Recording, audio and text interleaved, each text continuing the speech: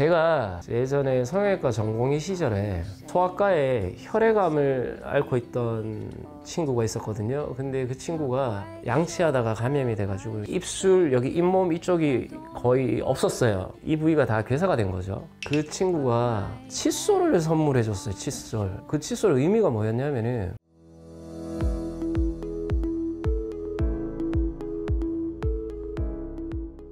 안녕하세요. 탱글 성형외과 오창현 원장입니다. 혹시 여러분들도 인생에서 가장 기억에 남는 선물이 있으신가요? 아주 작은 선물이더라도 마음이 담기면 더 오래 기억이 남고 오랫동안 간직하게 되는 경우가 많은데요. 제가 진료와 수술을 하다 보면 감사 표현을 선물로 해주시는 환자분들이 많거든요. 선물을 하는 게 예전 문화라고 생각했었는데 지금도 종종 주시는 분들이 계십니다. 제가 하는 일이 어쩌면 당연한 일들인데 그거에 감사함을 표현해 주시면은 굉장히 뿌듯함과 일에 대한 보람을 좀 많이 느끼게 되더라고요. 그래서 오늘은 기억에 남는 환자분들의 선물들을 이야기해 보려고 합니다.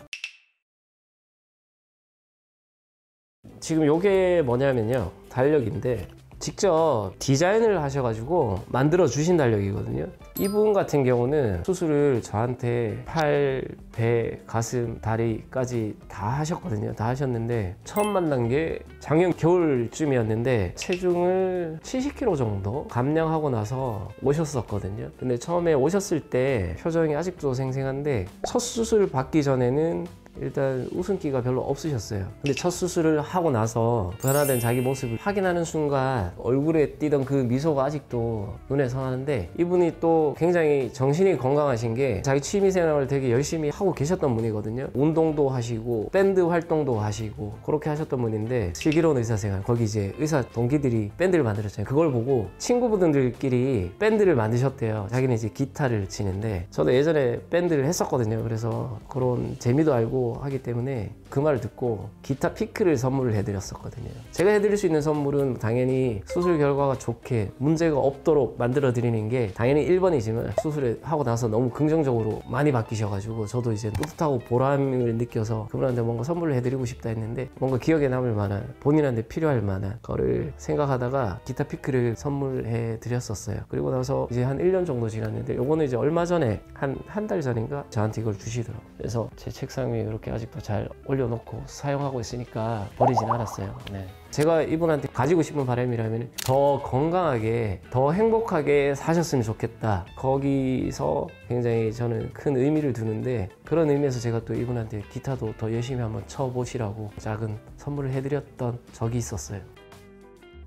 그 다음 보시면은 이분을 안 지가 이제 거의 한 10년 정도 됐거든요. 처음에는 까다롭다고 생각했거든요. 그게 무슨 말이냐면은 손 없는 날이라고 해서 그날을 잡아서 우리가 인사를 하잖아요. 그런 것처럼 이분이 본인 몸에 칼을 댈 때 가장 좋은 날을 선택해서 그날 수술을 잡거든요. 근데 또 시간까지 정해버리니까 조금 난감했었는데, 제가 이제 병원을 옮기는 과정에서 준비 중일 때 우시면서 이야기하시더라고요. 원장님 이제 못 빼서 어떡해요 라고 우시면서 이야기하는데, 그러면서 저한테 선물 하나 주셨어요. 이게 어떤 편지냐면은 단순히 뭐 감사합니다 이런 편지는 아니고요, 내가 앞으로 어떻게 될 것인가에 대해서 제 운세를 본인이 공부한 지식으로 이렇게 다 적어주셨어요. 근데 이게 저한테는 엄청난 큰 힘이 되었거든요. 왜냐하면은 모든 일이 똑같지만 다시 병원에 시작한다는 게 사실은 굉장히 스트레스고 불안감도 크고 확신이 없는 상태잖아요. 저 같은 경우는 이제 서울에서 진료를 한 적이 원래는 없었기 때문에 기존 환자라는 게 1도 없는 상태에서 시작을 한 거죠.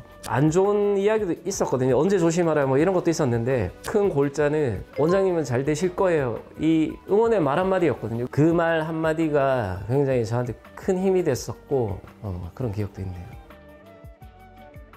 그 다음에 이분 같은 경우는 굉장히 나이 많으신 노모랑 항상 같이 오세요. 여수에서. 자식들이 다 귀하고 예쁘지만 이분이 막내딸이라서 엄마한테는 굉장히 또 애착이 가는 그런 존재거든요. 노모가 거의 80대 후반 정도 되시는 걸로 알고 있는데, 이분이 직접 쑥을 캐가지고 새벽에 떡집에 가서 쑥떡을 만드셔가지고 여수에서부터 여기까지 오시는 동안 양손에 떡을 한가득 들고 그렇게 오셨거든요. 본인들이 너무 감사해서 우리 병원 직원들한테 전부 다 선물해주고 싶다고 해서 그 떡을 가지고 가져오셔가지고 직원들이 너무 잘 먹었거든요. 저도 잘 먹었고. 그런데 이제 앞으로는 이런 거 안 하셔도 된다고 제가 말씀을 드렸는데 직원들이 너무 잘 먹었다고 하니까 또 한 번 쑥을 캐고 새벽에 떡집에 가서 떡을 만들고 똑같이 가져오신 거예요. 근데 그게 가슴이 좀 뭉클하더라고요. 이 어머님께서 막내딸 예전에 체중 많이 나오고 했던 이 모습 때문에 얼마나 속으로 좀 많이 우셨을까 이런 생각이 들었어요. 수술 끝나고 나서 어머님 많이 우셨거든요. 그래서 수술을 하신 계기도 그 오빠들이 이분한테 수술을 좀 했으면 좋겠다, 수술을 지원해 주겠다 뭐 이렇게 해서 몸무게를 굉장히 많이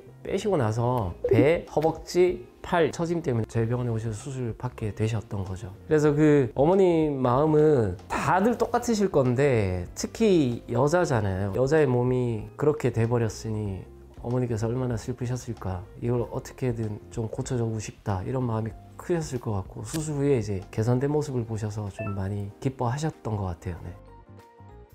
제가 예전에 성형외과 전공의 시절에 협진 환자라는 게 있거든요. 협진 환자가 뭐냐면은 주과는 이제 다른 과인데 저희 성형외과에 상처 치료를 의뢰해가지고 저희가 이제 그 환자를 같이 보는 환자들이 있어요. 근데 그 환자 중에 소아과에 혈액암을 앓고 있던 친구가 있었거든요. 근데 그 친구가 양치하다가 감염이 돼가지고 입술, 여기 잇몸 이쪽이 거의 없었어요. 이 부위가 다 괴사가 된 거죠. 그래서 이 친구를 드레싱을 매일 하러 가면서 어머님하고도 되게 친했는데 그 친구가 칫솔을 선물해 줬어요. 칫솔. 그 칫솔 의미가 뭐였냐면은 본인은 칫솔질을 마음껏 못하니까 선생님 양치 잘하세요 하면서 칫솔을 줬던 환자가 있는데 그 친구가 기억이 굉장히 많이 남네요. 그 친구는 결국 잘 회복돼서 아마 병원에 한 3, 4년 있었나? 그러다가 퇴원해서 어느 정도 정상적인 생활을 하고 있는 걸로 알고 있어요. 그 당시에 나이가 7살 그랬으니까 지금